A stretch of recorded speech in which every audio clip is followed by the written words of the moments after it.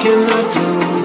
'Cause I'm just a sinking ship, and you're just a pair of lips that I've lost in the moment. All I want is for you to come back. Now I'm caught in the middle of life, and I need.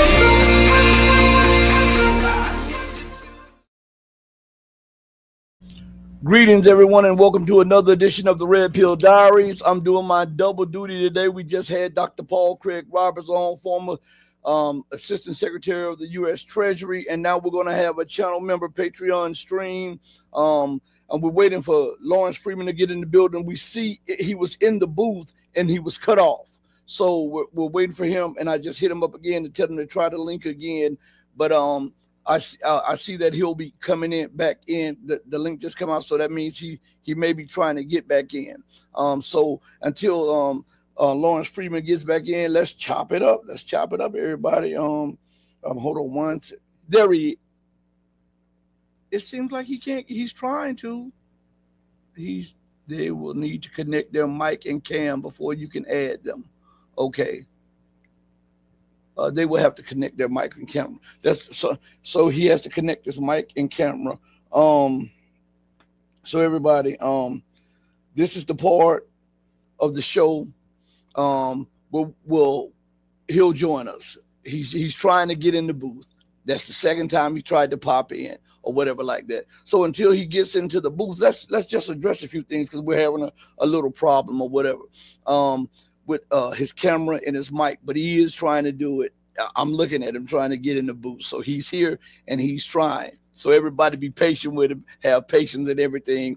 This is an exclusive. I want to talk about until he can get into the booth. I want to talk about a few things. All right. I want to address a few things. I think what we're dealing with nowadays is a nation gone mad. I think we're looking at leaders that are going mad. I think we're looking at the fumes of the Western world. As I often say, when we're dealing with the Western world, it's what's going on is almost tantamount to a snake. I see Lawrence Freeman in the building. We're about to bring him up on the screen in just a minute, but I want to finish this real quick thought here. When I look at the Western world, they remind me of a boa constrictor or a python or something. Not, and even more so, a rattlesnake or a very poisonous snake. And what happens is, after you chop the head off, the body still contorts for hours. After that, and even the head of the poisonous snakes continue to have venom in it. So you have to bury the head so nobody gets punctured by it. And I think what we're seeing with the full court press by the Western world is the death of an empire, and we're living in the contortion of the Western world as it collapses. Now I'm gonna bring Lawrence Freeman in, and I just can't wait to pick his brain on everything. How's it going today, Mr. Freeman? Pretty good, thank you. Mr. Freeman, I gave an analysis about the Western world, and what we're seeing with the push for war, the escalation of violence across the board.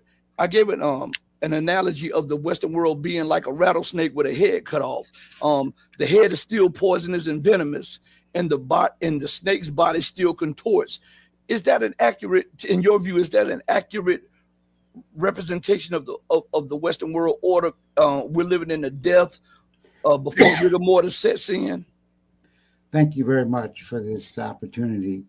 And correct, in large part, we're seeing that the Western establishment, if you will, or it used to be called the Anglo-American establishment, the political financial oligarchy. Now, the present name for this is the rules-based international order. And this system, which is an empire-like system of control politically and financially, is now dying.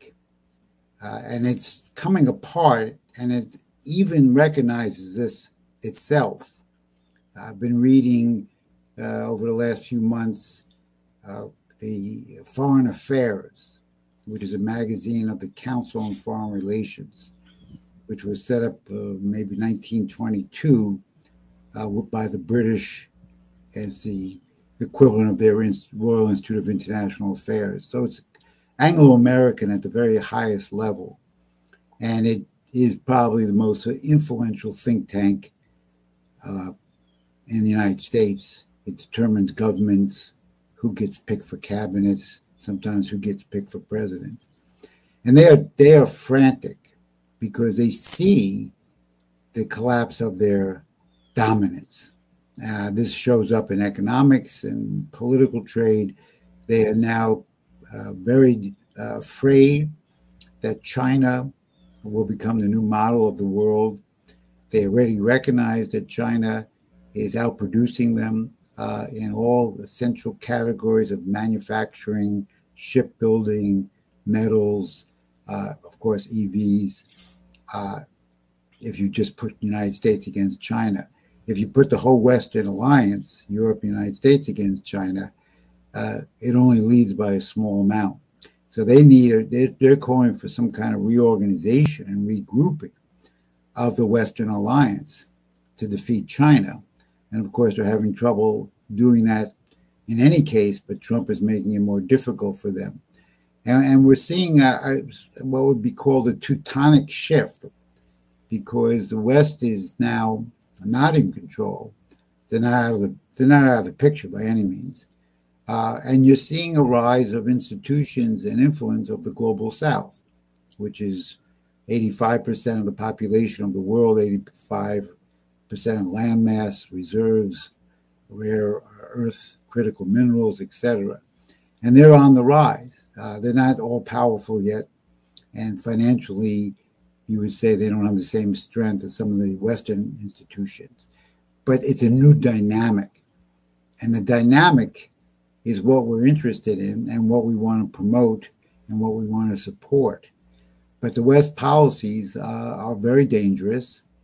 We've seen the potential of increased conflict between the West and Russia over Ukraine. And despite claims of peace throughout the world, there's quite a bit of conflict and a massive amount of suffering. I mean, there's still, according to my last calculations, 692 million people in the world live in poverty. The majority of that, of course, is Africa. But that's unacceptable. That's unacceptable to have human beings, the most precious creature on earth, to be living in poverty. And now we're seeing increased signs of collapse of standard of living in the West, not just the United States, but in Europe as well. And you see what's happening in Europe. They can't even hold on to a government. So all in all, now is the time for all people of goodwill and reason to support changes. We have to set up a new financial system, a new economic just world order, so to speak, a new Bretton Woods, whatever mechanism, institution you want to call it, where the paradigm would be development, not war, not control, but development worldwide and the elimination of poverty worldwide. And that's what we have to fight for while we're seeing the death agony, painful to all of us, of the rules-based order. But they are no longer in control, and I don't know if they'll ever be back in control that they were. But we have to replace them and win them over, in a sense, to a better world.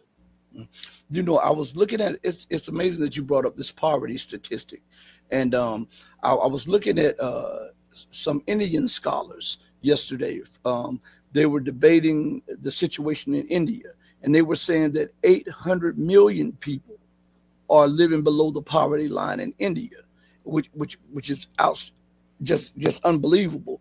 But do you think that because the West has ruled so completely, that they just took everybody else for granted and used them as pawns, used them as cannon fodder in war, and felt as if they could just take their resources without any ramifications. And now with the rise of the BRICS nations and African nations reaching for independence, do you see this causing a lot of panic in the West, and it's also helping to speed up the decline and fall of the Western world?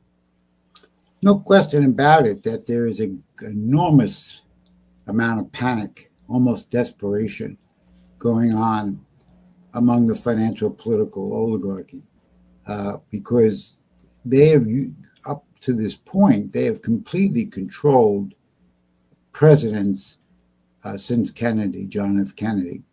With Trump, they don't completely control him. They partially control him, but he's not completely controlled by him because he came in as an outsider. Mm-hmm. Now, unfortunately, he's not that intelligent on the basic principles of American system and the world politics, but and he finds himself actually falling into the same script as the previous president, who he despises Biden. But yet he announced now that the CIA is going to conduct covert operations in Venezuela, and he's already shot 4 boats out of the Caribbean. Well, regime change is the script of the rules-based order, and it's what Biden practiced and the previous presidents have practiced. So on some levels, he's just following the script. On other levels, he's not. But because he's not that intelligent, he's not doing things that would be productive for the United States or for the world. And the situation is, look, we can't accept these levels of poverty. The interesting thing, as you brought up, is, of course, the BRICS. Now, the BRICS started out with 5 members. They now have 10 members and 10 partners. So that's 20 countries. And there's more waiting to join. And in Africa, the original part, well, not the original 4, but he was the next one after the 4 was South Africa. And then 2 years ago, Ethiopia and Egypt became members of the BRICS. Well, Ethiopia and Egypt are 2 of the 3 largest nations in Africa. Now you have 10 partners, and 3 of those partners are African nations: Uganda, Algeria, which is the largest landmass country, and Nigeria, which I just came back from in September, which has about 230, 240 million people. So with Nigeria as a partner and Egypt and Ethiopia as members, you've got close to 500 million Africans in the BRICS. And this is very important because it provides, again, an understanding of the strategic shift we have to make. Now, the African nations have certain policies which I support and others which are not so productive, but they have to use this opportunity, as all countries of the global south, to create more agency for themselves in determining what's best for the country. And with the most detrimental aspect of what's been done under colonialism and imperialism, which, by the way, is now almost 6 centuries old. The first, quote, slaves were deported out of Africa, either Angola or Nigeria, around 1422, 1430. And so now it's 2022.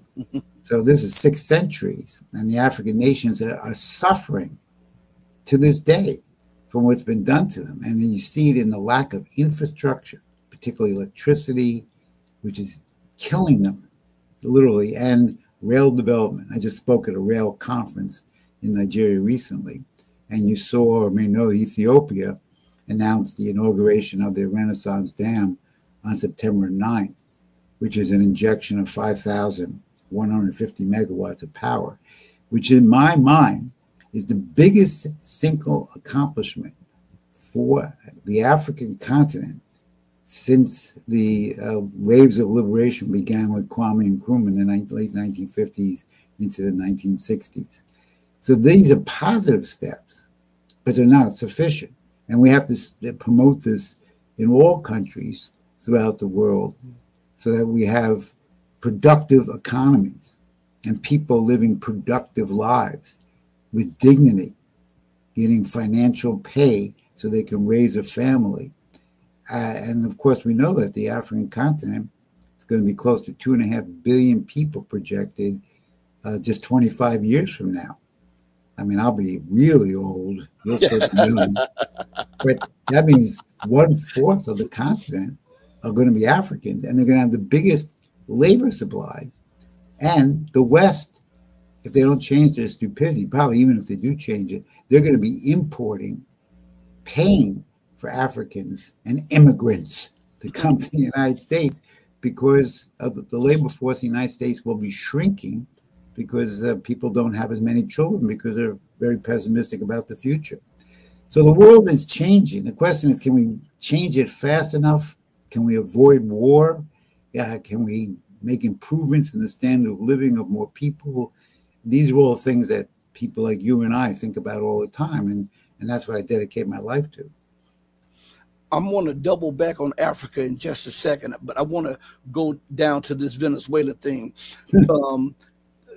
President Trump has authorized CIA intervention in Venezuela. Plus, they have a armada off the coast of Venezuela. They're bombing boats.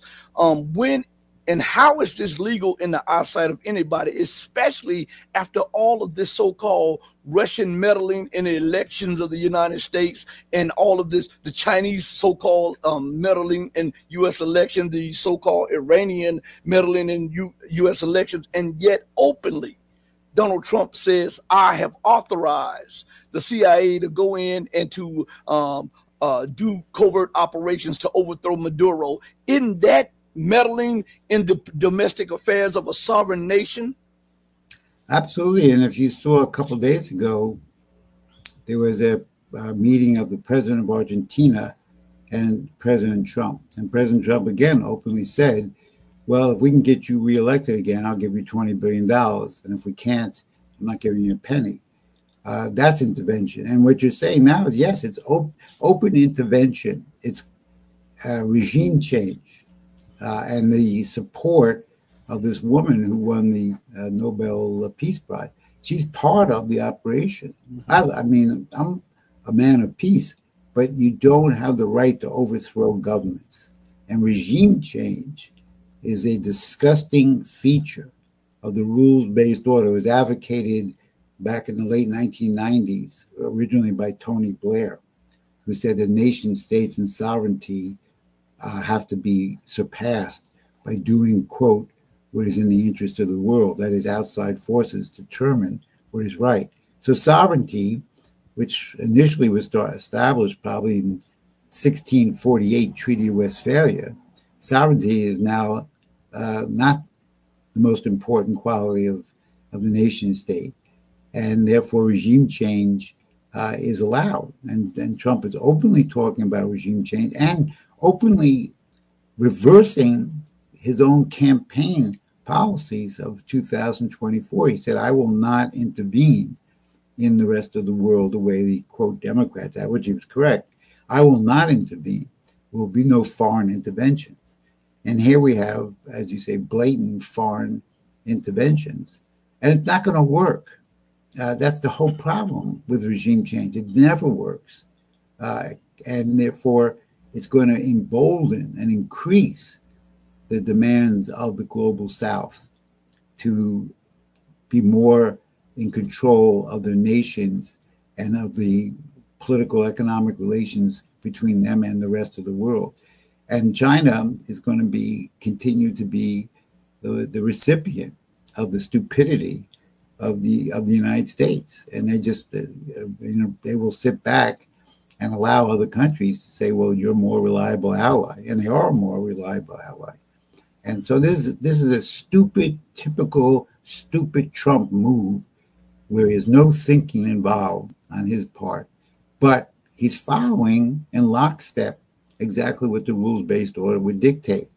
And therefore, despite his claims, he is Biden. He's behaving like Biden, who he calls the biggest dummy in the world. but he is a Biden man right now in what he's doing. Now, because we're going to transition back to Africa, I know that's your expertise and I want to discuss that, but I want to tell the audience, listen, thank you all for joining us for the first 20 minutes of the show. Now this is exclusively will be a Patreon channel member thing. Please sign up on the patrons and the channel members. It's a little bit of nothing to help support the channel so that we can get great journalism out to you guys. I want to thank all of you guys for doing that. So here we are right now. We should be done. Okay. Excuse me. So now back to Africa. I will say this right here.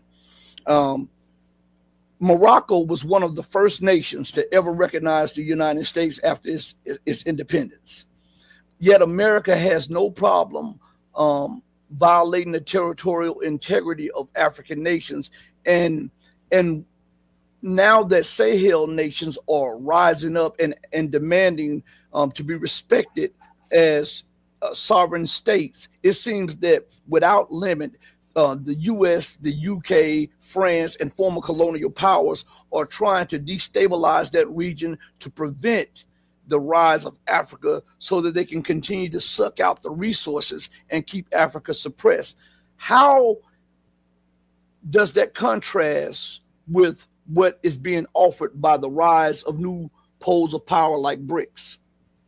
Well, actually, I think before Morocco, I think Ethiopia recognized the United States because don't forget they were never a colonized country. So they've been independent their entire existence. And I think they recognized the United States early on. And there were actually close relations going on between the Emperor Haile Selassie and Franklin Roosevelt and also John F. Kennedy. And as I think I've mentioned on your show before, I mean, John F. Kennedy developed a very strong working relationship with Kwame Nkrumah, who was the first major African nation in 1957 to become free from the British. Although Sudan liberated itself from the British a year earlier, Nkrumah is recognized as the father of liberation. So we're talking approximately 65 years ago. And during that period of time, prior to that period of time, you had slavery followed by the spheres of colonialism under the agreement with Bismarck at the Berlin Conference. And then after liberation, these countries were being manipulated and controlled by the IMF and World Bank because they were desperate for investments to build up their country. And even though Roosevelt and his people at the original Bretton Woods, both of them, Dexter White and a company, Roosevelt explicitly wanted the World Bank, which he called the International Bank, International Resource and Development Bank, to lend loans, long-term loans at low credit for Africa. He understood they needed capital in the form of credit, but that never happened. They never got it. They got short-term, high-priced loans.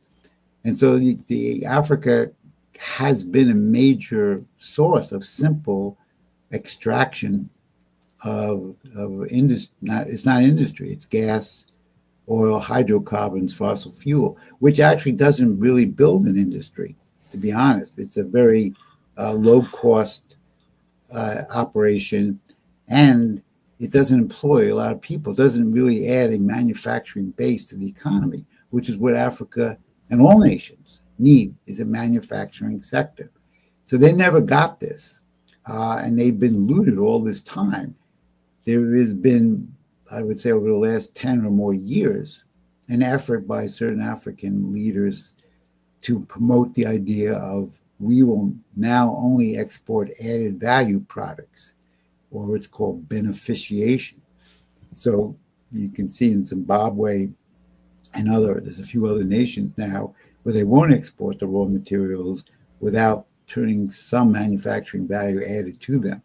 And this, of course, is the best way to move forward. And this means African countries have to have agency. They have to be determining these policies together in cooperation. China is willing to cooperate. The United States has done nothing zero infrastructure development since John F. Kennedy. They have given a lot of aid, but aid is very limited, and foreign investment is also limited. But they haven't contributed to building a project that would improve the economy and increase the productivity of labor of that society to improve the standards of living of people. They do have one project now, which was started under Biden at the very last month of his administration, called the Libido Corridor, which is to build a railway across Africa, but leading to the Atlantic Ocean, Angola with the port of Libido, to counteract China, which has a port on the western, on the eastern side, Zambia. They want to have the Libido Corridor would be on the western side. That hasn't really taken off yet, but it is something that on paper is supported by the West. Other than that, there's been no infrastructure. So one is now, I think many African countries realize they can bargain and fight for what is good for their nation, but they don't have the economic means. I mean, I'm not sure, I don't know if you or your viewers are aware that no African currency is good outside that country. So when I travel to these countries, I leave, can't take anything. I can take their currency with me, but I can't buy anything with it outside their currency. So it's not, they can't use them. They can only trade in foreign exchange, which means dollars, euros, pounds, yuan, etc. So those are precious to them because that's the only thing they can use to buy products around the world. So that has to change. We need a new financial system. This one right now is broken and doesn't work. I don't think the West is going to voluntarily give that up, but they're going to have to be won over or forced to. So we're going to have two systems operating. We're going to have a development system with a new financial architecture, and it's going to have to beat out and overpower the existing useless IMF system. And frankly, this is a problem for African countries because the IMF comes out with statistics saying you're the fastest growing African country, you're the second fastest, you grew by 7%, 7.8%, 8%. But frankly, these are not real, truthful statistics. And I've discussed this with my African friends because economic growth, there's only one measurement, the improvement of the lives of people, the improvement in the standard of living. What they're measuring is monetary values in many cases, but the improvement in the qualities of life, physical qualities of life, have not improved significantly. And so therefore I'm very suspicious of these so-called growth figures because they come from IMF statistics. I would like to see how they come to these figures. But the poverty is in Africa is about 450 million people. This is $3 or less. Well, it was originally $2.15 or less a day. That's the largest portion of poverty. But this is not determined in stone that this is the way it should be. And in fact, if the West wasn't so stupid, we could have eliminated poverty a long time ago because China did it. China lifted 700 million people out of poverty. That changed all the poverty statistics. If the United States and the West would say, well, how did you do that? Let's work together to eliminate poverty in Africa because those are people, human beings. We could do it together and it would advance our self-interest. A more prosperous Africa is a better buyer, importer, and exporter of goods in the world. And since it's going to have the most people in the world, it's going to be potentially the center of economic commerce. Wouldn't it be better for the world and advanced sector countries to have this nation eliminate poverty and build up industry? And then that industry would buy more advanced products from us. But we don't have no conception of what our self-interest is because we have no idea what the United States is or the United States' interests. You have to go back to American history. You have to study Alexander Hamilton, Abraham Lincoln, Henry Carey, who was Lincoln's partner in building up the United States from the 1850s to the 1880s. But most elected officials, no presidents and no people who say they represent the United States know what the United States represents. There's a lot of bad things we've done, a lot of bad things, but we also have some good in us, and the good should be emulated and understood, and we should eliminate the bad at the same time. M. Sparks, thank you for the $3 super sticker. Really, really appreciate that. But I want to, there's so many vested interests from the West that that derive their money and their power off of keeping Africa subjugated and keeping it in a position of chaos and in want and in need. But when we take a look and we look at the Sahel nations, Mali, Niger, and Burkina Faso, they came together, they united, they made a unified bank, and now they are without any loans from the outside world, without using U.S. currency, without using the euro, without even using the yuan or whatever. They have issued denominations, and they've taken the lead on showing what self-reliance is, and they're building roads, hospitals, clinics, and they've also put in place policies that if the Western corporations come in here now, there must be a 30, 40, or 50% ownership by domestic companies and this and that. And I think this is rubbing the Western world the wrong way, because for so long, if we look at France, for instance, France was paying pennies on the dollars for uranium, while Burkina Faso was in the dark. France was not only living the good life off of the uranium and all of the resources, but they were also then selling their leftovers to the rest of Europe to power Europe. And now that Burkina Faso, Mali, and Niger have pulled out of the French Commonwealth, and they no longer use the French money. Look at what's happening to the economy of France and the turmoil that it is causing politically across France. Do you think all of this is interconnected? Well, by the way, I think you're referring to the uranium, I think, is Niger. Yeah, Niger.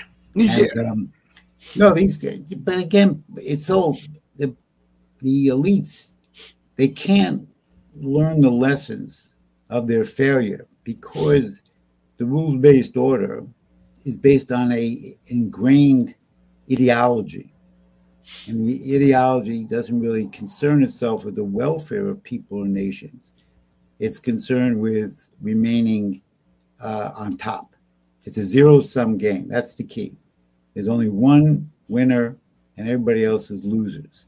So they see nations as manipulative pieces on a chessboard. They're not real to them.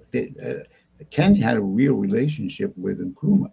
The West doesn't have real relationships because they don't understand what it means to be a human being and the importance of developing human beings in their physical existence so we can develop their creative existence or nurture their creative existence. So you look at the Sahel countries, the three that you're saying, who are part of the Francophone nations, and I think there's more that may rebel. They could have been developed. I mean, I was in Mali many years ago after the terrorist attacks from the Tuaregs. And I mean, they have something called the Inland Mali Delta, which is a delta inside the country, not on the outside like Nigeria, which has enormous potential for agricultural growth. The French looked at this in the 1930s, and they said, we can use this to feed our empire. Of course, that's where they thought that. But it could be used to feed all of parts of Africa. And they, rather than the West seeing this potential, they don't see it at all. And they don't even understand what's being done to them. Like, for example, in Niger, it's not just the French, the United States was thrown out. Now, Niger was supposed to be a key counterintelligence post against the so-called violent extremists. And we built a $110 million drone intelligence base I mean, at least we're told it was only intelligence drones. That now belongs to Nigeria. I think there's some soldiers in the U.S. still guarding it, but we don't have use of it anymore. And that was money down the drain. And the whole North Africa, if you look at the Maghreb, which is the countries above the Sahara, this whole area, which is gigantic, it's the size of the United States. Excuse me. There was no desire to develop it. We formed various treaties to fight terrorism and violent extremism, which billions of dollars was poured into, and that it accomplished nothing. Mali was overturned in 2012. These countries recently, you mentioned Burkina Faso and Niger, were overturned recently. This is the stupidity of the West. This is their failure. This is an endemic failure of their mind, that they can't see the potential for development. And of course, it's the same world that the Europeans exist in. And you can see as they try to squeeze their own populations. And in France, obviously, you have very strong militant political organizations. They can't keep a prime minister in office for more than a few weeks or a few months. And in Germany, which used to be the major industrial exporter, premier nation of Europe in terms of skilled manufacturing capability, they now are weak. And they may be the only nation that's stupider in the West than the United States, because they killed all of their advanced nuclear energy industries because of so-called environmentalism, which is a fictitious argument. But they shut them all down. So now the Germans pay more for their energy, but some of it now they get from France, because France at least maintained their nuclear energy. And they're collapsing internally. And now they're talking about selling advanced weapons to Ukraine, which will make them a target of Russia. So I think there's a race to the bottom of stupidity between the United States and Germany. But it stems from the same problem, ideology. And it's very hard to crack an ideology. And it has been done in the course of history of human civilization. But you need a severe crisis. And a severe crisis can make people think differently. And the global South and the BRICS, which is now becoming more and more influential. I mean, it has Iran involved, has the United UAEs involved. So there's a lot of money from the UAE in there. This has potential, and we have to focus on supporting that potential, expanding the global South. Also, the Shanghai Cooperative Conference that just took place a couple months ago in Shanghai. These are all embryonic institutions that will grow. So they have to stay steady in their commitment to economic growth and expansion. And we have to try to win over the West, but not rely and wait for that to happen. So we're going to have two systems for a while until one defeats the other, which according to natural law, should the global South should sooner or later outproduce and win the West over to changing the ways. But it's going to take a lot of struggle, fight, organization on our part. I consider myself a member of the global South. We're going to have to make this happen because it's not going to be done willingly. But even the current elections in the United States, I mean, from Obama to Biden to Trump, I mean, they represent different aspects of the establishment, but all of them are failures in terms of understanding political policy. I mean, Obama committed one of the biggest crimes that Africa's ever seen, which is the overthrow of Gaddafi. I mean, it's not quite at the level of what slavery was, but it was one of the most devastating events in our lifetime. It was 2011 that we supported the overthrow of Gaddafi and his death. And that destroyed parts of North Africa. Nigeria is still suffering. The Sahel nations suffer from that. So the problem is we haven't had a real political leader of the West either in Europe or the United States. And that's a serious problem. And it's in the United States, what we're seeing now is the collapse of our culture. We saw this in the all empires. We saw this in the Roman Empire, the Byzantine Empire, is even at the tail end of the Greek Empire after they killed Socrates.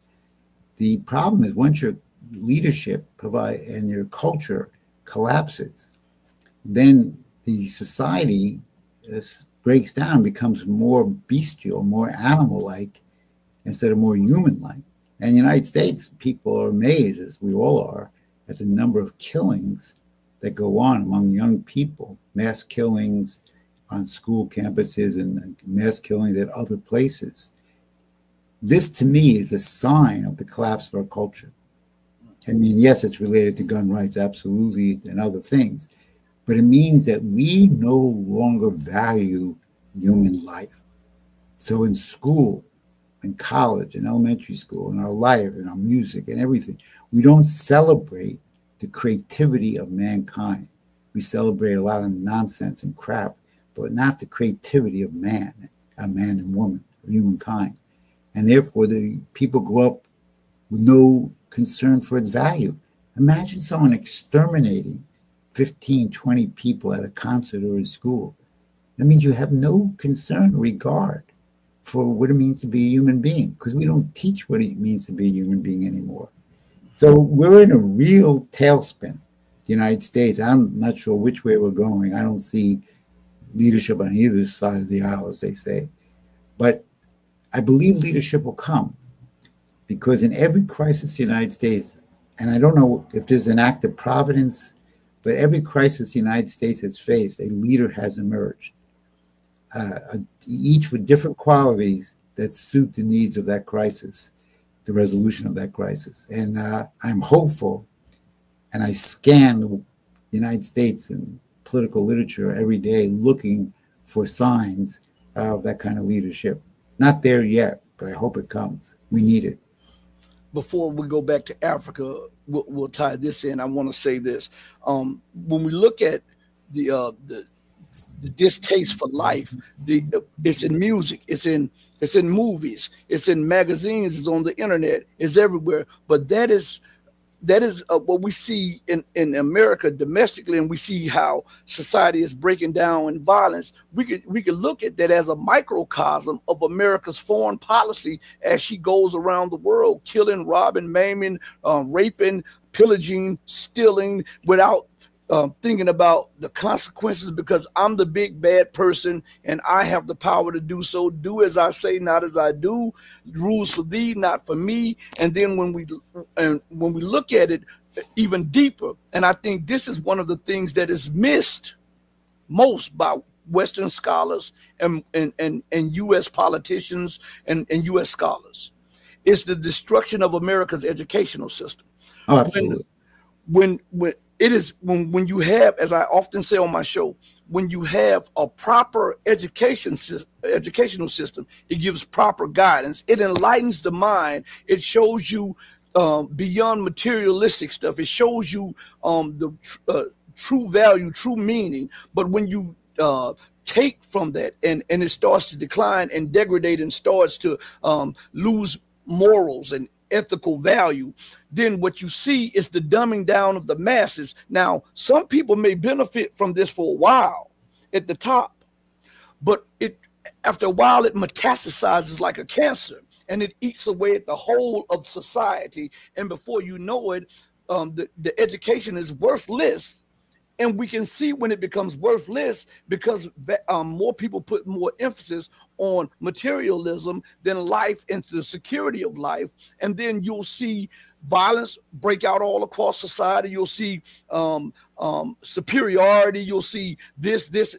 Everything that you're seeing now bears witness to the destruction of America's educational system, which means that we no longer have the capability to educate decent scholars, scientists, engineers, lawyers, doctors. And how can you compete on a global scale when you're imploding internally? So when we look at the whole of that, we see in reality, in real time, this is the fall of America, because her two main pillars of strength was, at one time, the whole world migrated for her educational system. We see this is no longer the case, and we see that the world is turning away from her number one power, which is her dollar, which means that this is the fall of America. Would you not agree with that? Well, yeah, you've touched on some of the really important points, because the education system is in free fall at this point, despite many dedicated teachers. On the most rudimentary level, and you've probably seen this in the press, the children now, when they enter third grade, only a third of them can read properly. And the rule in education at elementary school is from kindergarten to third grade, you teach children how to read. And from third grade on, they read till no. And they can't read. And they can't, another study was done of 8th grade, so that would be middle school. And they're can't read and can't add properly. So on the basics, we're not teaching. And this is going to cause one of the biggest crises in our lifetime, 10, 20 years from now, because these are the people who would be assuming positions of leadership in our country. And there's no question that the Asian countries, and I saw this when I was in China, the Asian countries still value education as a primary importance of their children. So and you're right, these are the telltale signs of the collapse. And what they don't teach, even in good schools, and I was a substitute teacher for a while, my wife's a teacher in special education, but even in the teachers who do teach or attempt to teach well, they still, the idea of creativity is not taught. There's the idea that the human mind is completely unique, from all animals. We didn't come from apes, because apes didn't have creativity. We are creative. We don't just learn to repeat a task. We invent, we discover, or as Socrates, Plato said, we hypothesize new ideas and then test them. This power of the mind, is not reproducible in any machinery, AI, or any other mechanical process. And it didn't come from an animal species, don't have it. So this is the most powerful, precious thing in the universe, is the human mind. It's the only thing, when we say man is created in the image of the creator, this is how, because we can learn and know things from the universe that are embedded already in the universe by the creator. So this is where we, quote, are like the creator, is in creativity. Creativity isn't taught, and that's the problem. And because of the lack of that, no one really can tell you what the importance of a human being is. Making money, getting fame, and I don't know if this will affront you or your readers or listeners, but I mean, the music today is horrible. I don't call it music. And rap music is horrible. And jazz, I don't appreciate. And so-called bebop, and all this stuff, I don't like it, because it doesn't develop the mind, which classical poetry and composers may have been less or more successful, but the intent of the music was to uplift the soul.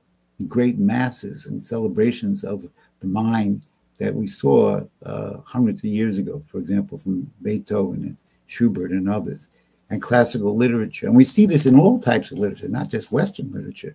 And we see it in Confucius. We see it in all kinds of Asian literature, African literature. Literature that develops the mind, culture that develops the mind, is human.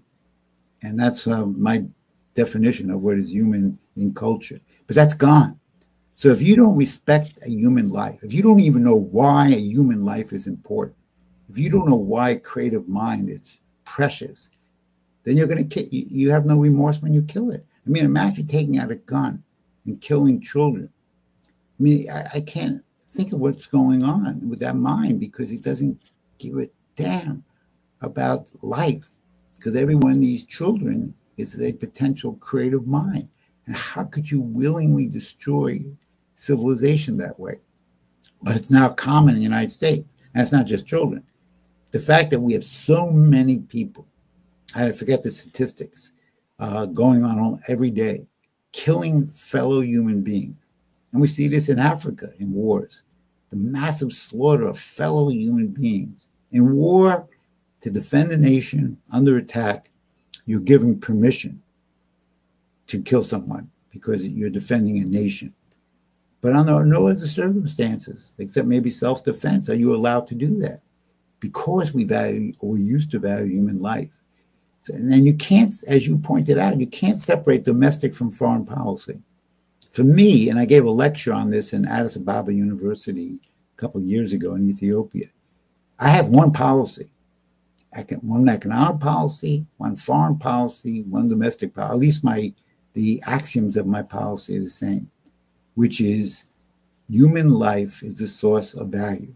So any domestic policy, any foreign policy, any education policy, all come from the same basic understanding I have of history, which is the promotion of the development of the human being, because the human being has the power of creativity. And that is the foundation of all policy. If we had real statesmen, they would understand that. But they don't have a clue of that's the essence of all policy making. And it's easy for me to see in every country I go, but most people cannot see it, and our leaders are totally blind.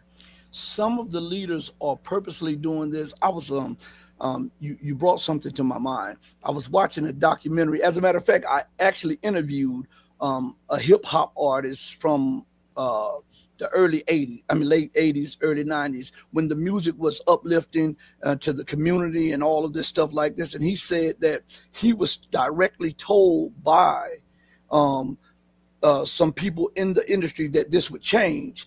They can't have black kids thinking independently. This is what the artist, and he sold millions of records. And so I watched a documentary, and they were talking about how this was the music was purposely changed because it was talking about pride and doing and community and stuff, and they purposely changed the music to put in nigga this, nigga that, and pardon me for saying, and I'm going to kill you this, and to devalue life. And there's a scientific study says that a person is shaped just as much as by their environment as they are by DNA.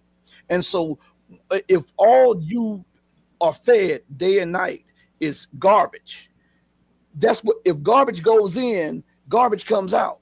At some time, garbage comes out. So when they desensitize you, I remember growing up, I remember watching My Three Sons and all of this, and I Love Lucy, and the parents slept in separate beds, you know, on television. Yes. Now you can look at the Disney Channel and the parents are half naked on TV. So you can see the moral decline and the moral decay of this society. And what they want to do is go around the world and talk about Western values and Western morality. And in reality, this is a stink hole, a file for every uncaged and hateful bird, because hate is produced by the policies of the policymakers that are trying to enrich themselves at the expense of everybody else. And to flip that, to go to Africa, as you were talking about, and we go to Africa again. And we talk about Libya, one of the most tragic things that took place when they destroyed Libya, and to keep Libya from using the aqueducts to turn part of the desert into arable land so that they can farm for Africa and have Africa to be self-sustainable, and then to destroy the idea of a unified block, a unified currency, so that they can keep money. This is one of the greatest tragedies in the 20th or 21st century, and nobody talks about how all of this is a direct result of imperialism. Even when we talk about what's going on in Europe right now, and how Europe is talking about migrants, and I listened to Colonel Douglas McGregor as he was talking about how the immigrants when they come to the country, they don't want to assimilate and stuff. But he leaves out a big portion. I mean, he tells the truth on what he said, but he leaves out a big portion of why the immigrants are there. Like when you look at the influx of immigrants from Africa into Europe. If Europe would have stayed out of the nation's businesses and not destroyed all of the governmental institutions which make a government viable to govern a nation and make the nation viable as an independent state, then there would be no need for them to exit their nation to go into Europe. And all of that gets left out of the discussion. Right, right. And I think it's a travesty to say, on one hand, to say, to talk about immigrants, and I do believe everybody, if you're a sovereign nation, you need your borders, but you have to deal with the blowback effect of imperial arrogance.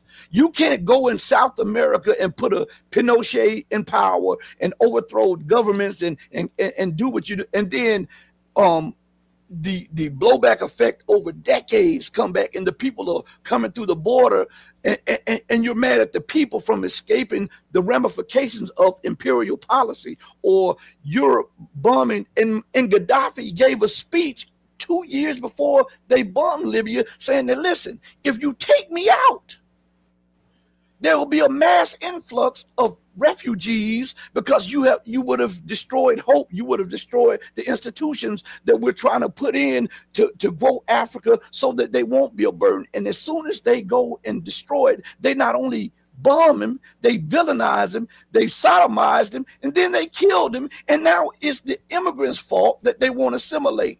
But had the colonizers not been there and did what they did, the ramifications, the economic and cultural and social ramifications would not be blowing back on some of the European states as hard as it is. What do you say about that? Well, I mean, look at again, we're going back to this ideology which reinforces their stupidity. You look at North Africa, or look at the northern part of Africa from the Sahel up, the migration.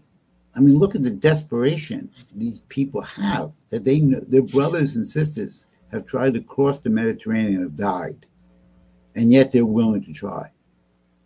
We see the same thing in our neighbors to the south of us on this hemisphere in the Americas. If we had developed these nations or helped development, not in cooperation, not telling them what to do, you have saved money and saved lives. Mm-hmm. There were a few. I worked on a program, still working on it, called the Transaqua, to bring water to refurbish Lake Chad, and that's an area in northeast Nigeria, borders Chad, Niger, Cameroon, Central African Republic, where a lot of the refugees come from. And the Italian government actually understood this and was willing to help on some of the funding of this. It didn't reach fruition. But the fact of the lack of understanding by the United States and Europe, you build strong economies, these people won't migrate. So why waste your money and destroy society that we're presently doing in the United States? And you would say, well, we can't afford to give them money. Of course we can afford, because the money would be profitable. It would save you money. Save you money if you invested billions instead of billions in so-called counterterrorism. Invest billions in defense, in development, billions in development, and you would stop the migration or the majority of it. So this is the problem. That's exactly the problem in the lack of thinking. They only can think in very limited terms. And Trump has taken it to the extreme, and some of the groups in Europe have taken it to the extreme. But everybody believes this anyway. How many people believe we should give billions of dollars for development to the Americas or to Africa? Nobody. The killing of Gaddafi, Gaddafi wasn't all good, but he kept the country intact, and he wanted to fund development, including this program I mentioned, Transaqua. Once he was eliminated, the Tuaregs just moved out, and Boko Haram expanded, and AQIM expanded. They all expanded because they had a new influx of money, munitions, and manpower. So this destruction of North Africa, and Obama later apologizes. But he has no right to apologize. How stupid are you and your advisors like Susan Rice and others? How could you be this stupid to overthrow a stable country, even if you didn't like it, and destroy North Africa now for 14 years? This is the problem. There's no thinking. There's just no strategic understanding, because they don't start with the premise of the importance of human life. And one of the things you were going through, there's additional factor we can bring into with destroying the United States is video games. Now, I I'm proud to say, when I was a teacher, the students didn't even believe me, but I've never played a video game in my life, and I never will.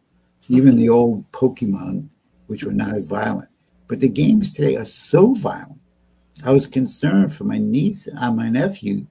They were playing these violent games. Now, he turned out to be a great kid, but I was really concerned in his early years, because I'm going to blow you up. You're going to blow me up. We just blew this guy up. Why do you want to blow up people? It's a very violent. And there have been numerous studies that document that the role of video games in all these shooters, or many of these shooters, were addicted to video games, which are anti-life, anti-human, anti-civilization, these video games. Now, why parents would even permit their kids, that's a whole different story of our culture. But the videos themselves are killers. So we're living, either we're in a dark age or right on the border of a dark age. We're definitely in a decline, as all empires eventually decline. We're in a decline because of our lack of thinking, and the population has been dumbed down. Now, I celebrated my 74th birthday in Adama, Ethiopia. It was in Oromia. So I've been around a long time and been politics. I've been involved in politics since I was 17 years old. So that's 57 years ago. And I've watched the stupidity of the American people. I know it sounds harsh, and I'm going to get attacked for it, but people have gotten stupider, less thinking. Everything is response to a catchphrase, a slogan, a couple of words, and this means this, this means this. Yep. And you see this. I mean, like the abortion issue, all these issues. I'm not pro-abortion, but the pro-life people are not sincere. You can't be pro-life for a fetus to become a human being and then kill the human being once it grows up or not care about it. How could that be possible? Right. So we say, oh, yes, we have to have these fetuses turn into human beings. Yes, yes, yes. And then once they're born, you don't give a damn, because you really didn't care in the first place. It was a slogan. It was a campaign. And I don't really believe that these majority of these legislators in Congress and they we're Christian, we go to church. I don't think they have any idea of what Christianity is. I don't believe Jesus would be going into communities rounding up people. He wouldn't do it. He'd find another way. And this is supposed to be Christian, rounding up people, destroying them, chasing them down, in some cases killing them. This is not Christianity. Majority of people have no idea what Christianity is. And because Christianity starts with the same concept, man in the image of God. And if you believe man is in the image of God, then you would do everything in your lifetime to promote mankind, humankind. And they don't do that. And they just have slogans and campaign issues, but they don't care. And it's very sad. And again, we have to fight for that to change. I know time is of the essence. I want to play two short clips for you. Sure. And one is, I played this the other day. One is Jeffrey Sachs, and he's talking about these men in black. He's talking about what Vladimir Putin has to say about the presidents, because you brought up Obama. And isn't it ironic that the power backers would put a black face on Western imperialism to take take out Hugo Chavez when they did it, and then to go and take out Muammar Gaddafi. This is what Jeffrey Sachs has to say about the real power of the president and what goes on. There's a wonderful, I don't know, wonderful. My wife doesn't like me to use that word when I refer to President Putin's statements. I will say just very accurate. And that is in an interview that President Putin gave to Le Figaro in 2017. He has an observation which I found very astute or very accurate. He said, I've dealt with 3 presidents now. He says they come to office with ideas, but then soon enough, the men in dark suits and blue ties show up and tell them the way the world really is. And that is why things continue as they are, essentially, no matter who is in office. And I think that there is a great deal of truth to that when I look at foreign policy. So we can see that there are power brokers, like Trump may be able to steer the car a little bit to the left or a little bit to the right, but it's already on autopilot. It has already had the GPS instructions of where it's going, and that's what we see empire. So with that saying, maybe this is an explanation of the aggressiveness of the U.S. empire, because to me, common sense tells me if I'm economically insolvent, if my society is breaking apart domestically, if I'm alienating the entire world, who is going to buy my debt? Who is going to aid me in the day of my downfall? So I would do better to catch bees by putting honey out than putting body excrement out. So it seems like the United States, the leadership, their children, they're like little kids that have not developed fully mentally. What do you say about that? Well, I think that despite the horrible features of this war, Putin is a fairly intelligent person. So his analysis was pretty correct, as far as I can tell. And he's not as I say, he's fairly astute, even if you don't agree with everything else he does. But the fact of the matter is that the conditions that we find ourselves in are our own doing. I mean, we're destroying ourselves, which is the worst crime you can imagine, where people willfully, out of ideological fixation, actually destroy themselves. But you look at the question of Donald Trump. I mean, I grew up in New York. I'm a New Yorker, so I saw what he did when he was in New York. I mean, he built hotels, he built gambling casinos. This is not my idea of productive infrastructure. And he was, all over the place in the culture of the time, including around various unsavory people. But when he ran for office and won in November 2016, there was a full-scale attack on him. I mean, he's not wrong about that. And that, unfortunately, has shaped part of his policies today. I mean, they did in the Obama administration, when there was no evidence that the Russians were manipulating the election for him, they did launch Russiagate in the Obama administration. They said, we got to find something. And they carried on this long multi-million-dollar campaign with this old attorney general, and there was nothing there. But they went after him with everything because he was not a member of the establishment. He was not the guy who was supposed to be president. Maybe it was Jeb Bush, maybe it was someone else, but it was not supposed to be him. And they launched a vicious campaign. Russiagate was an operation. And some of the people he's involved in now that he's mentioning were part of that operation, even though I don't agree with persecuting them. And then he was impeached twice over essentially weak impeachment basis. And the second time he was impeached was right before the end of his term. So it was purely vindictive, absolutely vindictive. And this takes a toll, a psychological toll on people. And then, of course, there was the assassination attempt against him. So he has really been worked over psychologically. And because he's not a strong intellectual person, he is susceptible. This has actually shaped his problems today, because I think he's a narcissist, and I think he's also somewhat delusional. But he's been under the kind of psychological warfare that most people, I mean, nobody, very, very few people would ever experience in their lifetime. And so he has now become a very vengeful, mean person, oftentimes thoughtless.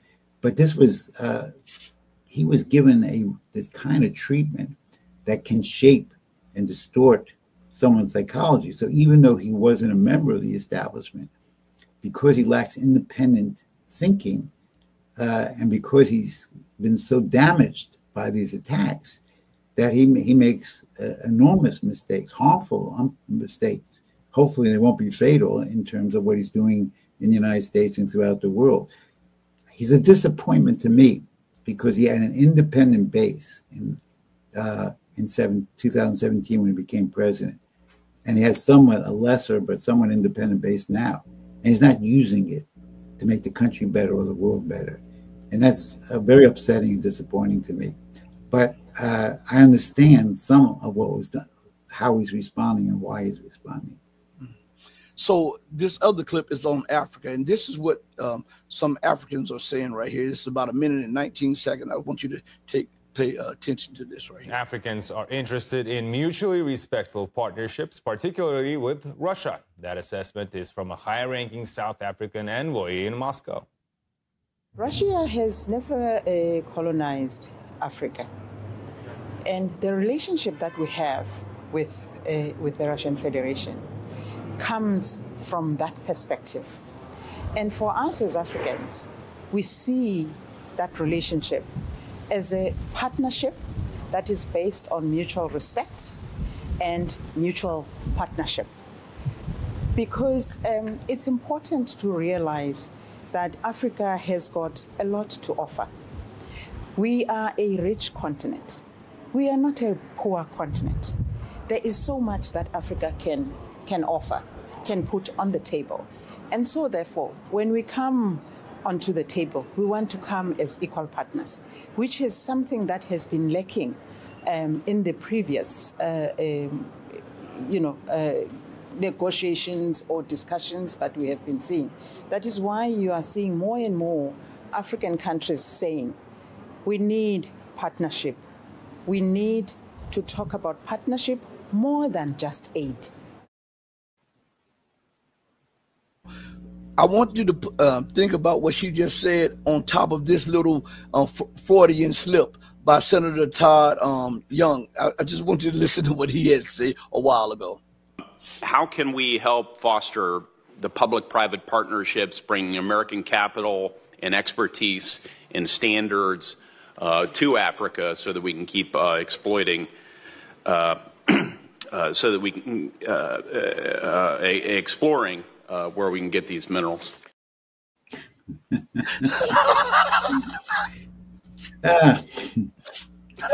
Yeah, that's interesting slip there, isn't it?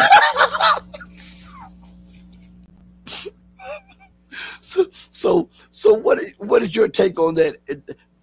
Africans are saying, listen, we need to sit at the table. Yeah, we need to be heard. We need to be respected.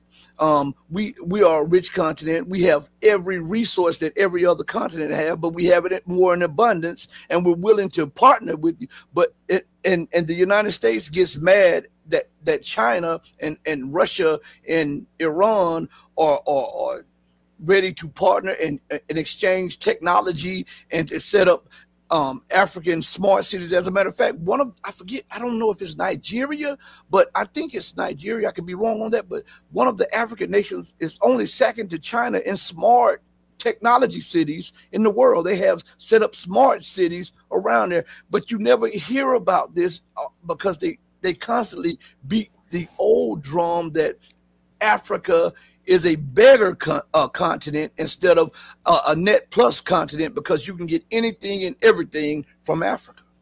Well, this is true. I mean, what the representative from South Africa was saying, Africans want cooperation. And despite all the attacks that have been waged against China, China is not colonizing Africa. There's been no seizure of any project or any assets of an African nation because of late payment on their loans. They're no worse than the rest of the world on late payments. But there's a slander because China does have a cooperative arrangement. Now, they're going to benefit from it, but that's a nation of cooperative relationship that both sides benefit. And this is something that the Africans demand. And they're since 2000, when China became very actively involved, and you had the beginning of the FOCAC Forum on China-Africa Relations conferences every 3 years, there's very close ties politically and especially economically and fraternally. And that's the United States, the rules-based order, sees that as a crime. And in fact, one of the key features of Obama's, Obama, and then especially under Biden, and also under Trump. And there's another area where Trump is doing exactly what his hated predecessors did. They see Africa as a means to counter China, not as something to do good in and for itself for Africa and the United States, but to counter China. So the reason that motivates them is a negative, and that's the problem. And the Africans know that. So now the African leaders are going to sit back and they're going to see who helps them the most and who's willing to offer assistance that's in their interest. And it should be obviously in the interest of the other nation as well. And this is the direction that Africa is moving. Now, so far, there's no real positive policy that's come from Trump. He had a lunch summit with 5 African nations, which didn't really accomplish very much, except they all praised him to win the Nobel Peace Prize. But otherwise, there's nothing really going on. Not to say there couldn't be, but they don't understand the importance of developing Africa. And again, you know, this goes back to what has been a center point, a theme of our whole discussion here this afternoon.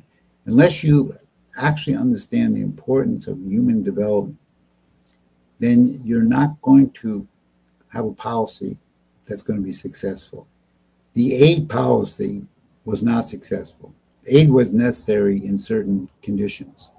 I was in northern Ethiopia right after the war, and I saw sacks of USAID wheat being delivered, and which those people couldn't have survived without. But AID never built anything, no infrastructure, and they had all kinds of programs that were soft regime change programs that weren't helping anyone. So aid was not a successful model. That doesn't mean we shouldn't be helping people, but we should be doing something better than aid, which is providing credit, long-term, low-interest credit for infrastructure projects. Now, on September 15th and 16th, I was the speaker at the Second International Railway Conference in Abuja, Nigeria. So I spoke on the second day. But, so it was all on the question of the importance of expanding rail networks, not only in Nigeria, but across Africa. But there was one very interesting discussion which points to the potential, which is it hasn't been, I can't give the details because it hasn't been solidified yet, but there's a plan for Nigeria in coordination or cooperation with China to build 4,000 kilometers of high-speed rail. Now, high-speed rail only exists in China. It's much faster than the bullet trains in Europe. High-speed rail is 345 kilometers per hour, or 215 miles per hour. I insisted on taking a high-speed train when I was in China from Beijing to Shanghai. 813 miles in 4.5 hours with several stops. So in the United States, to get from New York City to Chicago would be about 15 hours. And that's not even 800 miles. So this would be a leapfrogging of a technology, because Nigeria is still, unfortunately, refurbishing the British narrow gauge trains. Now they have built trains finally, When I was there in 2022, I got to take a train, which I was thankful and happy to do, because since I was traveling in Nigeria from 1994 on, I never got a chance. There were no trains. But high speed is a whole different technology. So the very introduction of the idea, and we'll see if the deal gets concluded or not, shows a potential direction. We need high-speed rail connecting all the major cities, ports, and capitals and manufacturing centers in Africa. I think we're looking at about 3 or 4 north-south lines and 4 or 5 east-west lines. This is all proposed, but it hasn't been completed. This is about we need another 100,000 kilometers of track. But if we complete this, which can be done because it's been done in the United States previously and in China recently, we would transform the African continent, transform it. The Sahel would be changed, as you've been referencing. South Africa would be changed. Everything would be changed. And if we introduced 1,000 additional gigawatts of electricity, the continent would become the leader in the world in potential economic development. It's all possible. It's all been done before. It's all known. It's all engineering on one hand and long-term investment on the other. And as a species right now, we don't have enough wisdom to carry this out. China does, a few other countries do, but the West as a whole doesn't have the wisdom, the foresight, the vision of the future of what it could be with these investments. And it's not that we don't have the money. We have the money. The money is in forms of credit, which gets paid back over time. The problem is we don't have the will and we don't have the vision. And that's an indictment against the way the West is thinking right now. I'm different, but I'm in the extreme minority. Maybe that is why Russia and China said that in the next 20 years, Africa would be the center of global commerce and global trade. And maybe that's exactly what I said. So thank you so much, Mr. Freeman, for your time. You gave us a lot of time, and I know you're a busy man. I'll get you back on the show when you get another break again. I want you to be safe and be blessed, and thank you so much. Thank you for the opportunity to speak with you. It's always an enjoyable discussion. Yes, sir. I feel the same way. Be blessed and be safe. Thank you. Everybody, I want you all to remember what I say as I go out. I always say do right by others, not because there's some material gain or because there's some accolades behind it, but do right by others because it's the right, the humane, and the godly thing. Even when no one else is watching you, God Almighty is watching you. Now, before we go off the air, I want to say this. The first 20 minutes of the Patreon channel member stream, we allowed regular subscribers to watch. But you guys, because of your financial support and your support constantly, you got the entire thing. The first 21 minutes will be up again on YouTube probably later today for the people to rewatch if they want to. But I want you to spread the word and tell others about the platform, man. I'm telling you, I'm working hard. I'm trying to get everybody on the platform. I got a lot of surprises for you guys. I told you I had a surprise for you today, didn't I? I got a lot of surprises from you. We might be having somebody from Moscow pretty soon in the coming weeks, a top journalist, I'm telling you. We're talking behind the scene. They've already accepted the invitation. We're trying to make it match schedules and everything like that. So I'm telling you guys, I'm working behind the scenes doing these things, and I really, really appreciate your patience with me. And as my mother always say, God sits high, but he looks low. Know that I love each and every one of you who loves truth, but know that the love that I have for you will always pale in comparison to the love that God has for you. Until we next speak again, stay strong, stay true. But above all things, remember to stay righteous. Hey, mama, your baby boy loves you more than life, and I hope I'm representing you right, ma. I'm out of here. Peace. Thank you, guys.